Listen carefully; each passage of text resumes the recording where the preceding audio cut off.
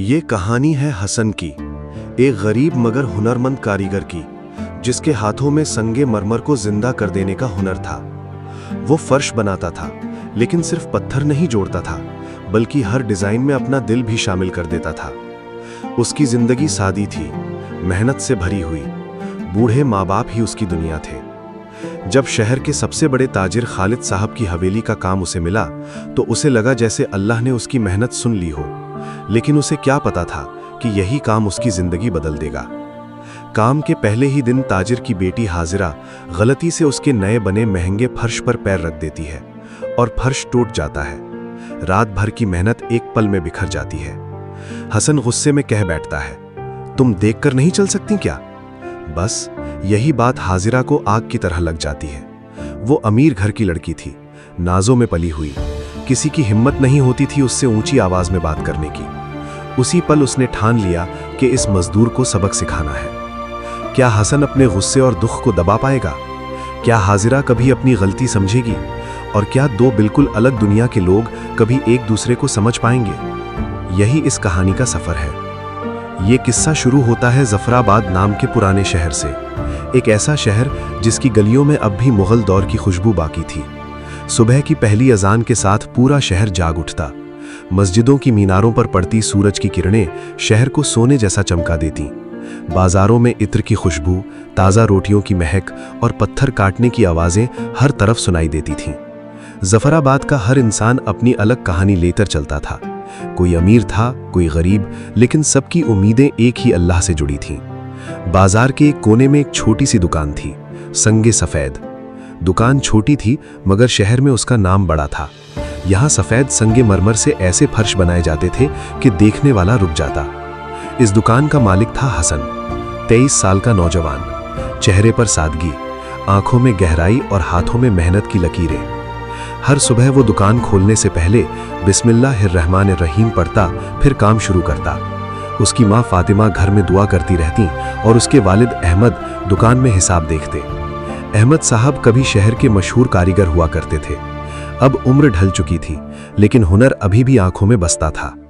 उन्होंने बचपन से हसन को सिखाया था, बेटा, फर्श सिर्फ पत्थर नहीं होता, जिस घर में जाता है उसकी पहचान बन जाता है। हसन बचपन से ही अपने वालिद के साथ दुकान में बैठता।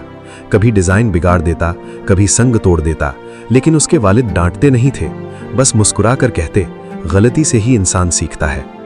धीरे धीरे वही बच्चा शहर का सबसे मशहूर कारीगर बन गया। उसके बनाए फर्श सिर्फ सुंदर नहीं होते थे, उनमें सुकून महसूस होता था। कहीं फूलों के डिजाइन, कहीं अरबी नक्श और कहीं कुरान की आयतें। एक बार एक नवाब ने उसके बनाए फर्श देखकर कहा था, ऐसा लगता है जैसे जन्नत का टुकड़ा जमीन पर उतर आया हो। हसन की दुनिया छोटी थी, दुकान, घर और मस्जिद। कभी कभी रात को छत पर बैठकर वो आसमान देखता और दुआ करता, या अल्लाह, मेरी जिंदगी में भी कभी खुशियां भेज दे। उसी शहर के अमीर इलाके गुलशन बहार में रहती थी खालिद साहब की फैमिली। उनकी हवेली पूरे शहर में मशहूर थी। ऊंची दीवारें, बड़े झरोखे, फव्वारे और चारों तरफ बाग। खालिद साहब सोने चांदी के बड़े ताजिर थे। उनका कारखाना दूर दूर तक मशहूर था। शहर के नवाब और बाहर के लोग भी उनके यहाँ से गहने बनवाते थे। उनके 2 बच्चे थे, अतीब और हाजिरा। अतीब अपने वालिद जैसा नेक और समझदार था। 5 वक्त की नमाज पढ़ता, मजदूरों से प्यार से बात करता और हर काम ईमानदारी से करता। लेकिन हाजिरा बिल्कुल अलग थी, शरारती, जिद्दी और थोड़ी घमंडी। वो हर वक्त मजाक करती रहती। नौकर उससे डरते भी थे और परेशान भी रहते, मगर उसके अंदर कहीं एक खालीपन था जो किसी को दिखाई नहीं देता था। एक दिन बारिश के बाद खालिद साहब ने अपनी पुरानी हवेली को नए सिरे से बनवाने का फैसला किया, खासकर फर्श बदलने का। उन्होंने अपने पुराने नौकर रमजान को बाजार भेजा, सबसे अच्छा कारीगर ढूंढ कर लाओ, काम ऐसा होना चाहिए कि पूरा शहर देखता रह जाए। रमजान ने पूरे बाजार में पूछताछ की।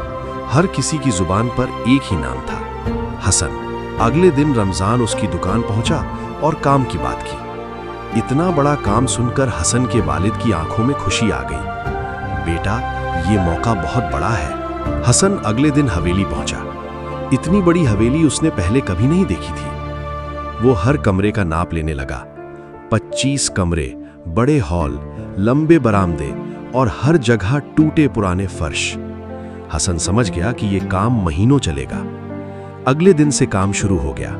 सुबह से रात तक वो फर्श जमाता रहता, सफेद संगे मरमर पर नाजुक डिजाइन बनाता। एक दिन वो ड्राइंग रूम में नया फर्श लगा रहा था। फर्श अभी पूरी तरह सूखा नहीं था। तभी ऊपर से हाजरा किताब पढ़ते हुए नीचे उतरी। उसका ध्यान कहीं और था। अचानक उसका पैर नए फर्श पर पड़ गया। कर्र, फर्श टूट गया। हसन का दिल जैसे टूट गया। वो रात भर जागकर वो डिजाइन बनाकर लाया था। गुस्से में उसके मुंह से निकल गया, देखकर नहीं चल सकती क्या? हाजरा की आंखें गुस्से से भर गईं। तुझे पता है मैं कौन हूं? नौकर भागते हुए आए। मामला बढ़ गया। आखिरकार हसन को माफी मांगनी पड़ी। उस दिन के बाद हाजरा ने उसे परेशान करना शुरू कर दिया।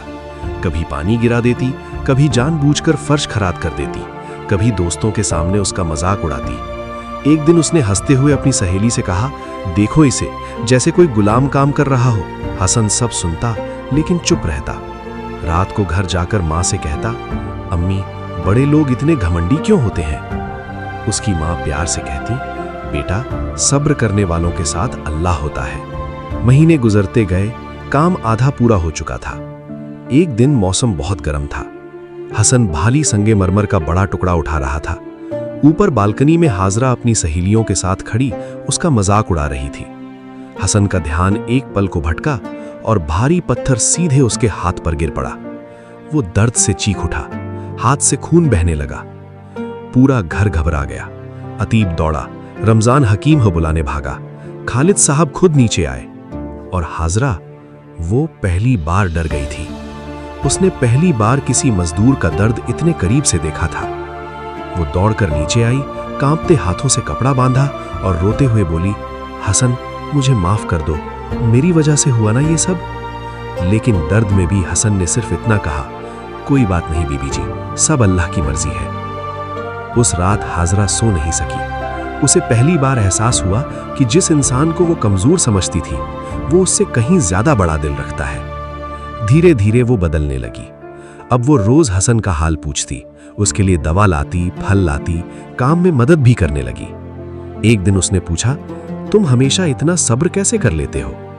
हसन मुस्कुराया, अब्बू कहते हैं, गुस्सा इंसान को छोटा कर देता है। हाजरा चुप हो गई, क्योंकि पहली बार उसे अपनी गलतियां दिखाई देने लगी थी। अब दोनों के बीच बातें होने लगी। हाजरा उसकी सादी जिंदगी सुनती और हैरान होती। उसे महसूस होने लगा कि असली सुकून दौलत में नहीं, बल्कि दिल के चैन में होता है। 2 महीने बाद हवेली पूरी तरह बदल चुकी थी। सफेद चमकते फर्श पूरे घर को नई रौनक दे रहे थे। हर कमरे में अलग डिजाइन था। खालिद साहब बहुत खुश हुए। उन्होंने हसन को मेहनत से ज्यादा पैसे दिए। फिर मुस्कुराकर बोले, अगर तुम्हें मंजूर हो तो मैं अपनी बेटी हाजरा का रिश्ता तुम्हें देना चाहता हूं। हसन हैरान रह गया। हाजरा ने शर्म से सिर झुका लिया। कुछ दिनों बाद मस्जिद में सादा निकाह हुआ। न कोई शोर न दिखावा, बस दुआएं और खुशियां। निकाह के बाद हाजरा अक्सर दुकान पर आने लगी। कभी डिजाइन सुझाती, कभी रंग चुनती। और हसन, वो अब भी हर काम शुरू करने से पहले वही पढ़ता था, बिस्मिल्लाहिर्रहमानिर्रहीम। ये कहानी सिखाती है कि सब्र इंसान को टूटने नहीं देता। अच्छा अखलाक सबसे सख्त दिल को भी बदल सकता है। और कभी कभी अल्लाह इंसान की सबसे बड़ी परीक्षा में ही उसकी सबसे बड़ी खुशी छुपा देता है। और हमें सपोर्ट करने के लिए हमारे चैनल को सब्सक्राइब करें और हमें कमेंट में बताएं कि आपको अगला वाकया किस पर चाहिए।